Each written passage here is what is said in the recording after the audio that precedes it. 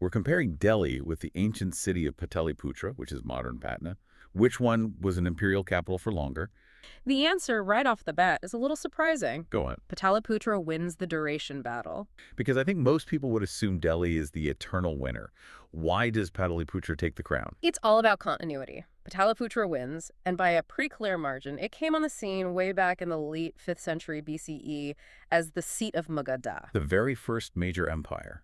Exactly. It anchored the huge Mauryan Empire and then later the Guptas.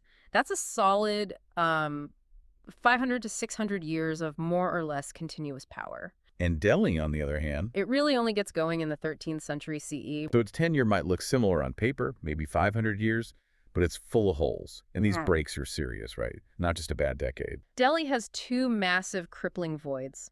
The first one is after Timur sacks the city in 1398, just catastrophic. Right. The Sultanate completely dissolves. For the next 2.5 centuries, the center of power is somewhere else, entirely Agra, Lahore, until Shah Jahan creates a new capital, Shah Jahanabad, in 1648. 250 years, that's not a break. That's a whole new era. It's a void. He didn't inherit a capital, he built one from scratch. And the second void is just as dramatic. Oh, absolutely. Nadir Shah's sack in 1739. Another total collapse.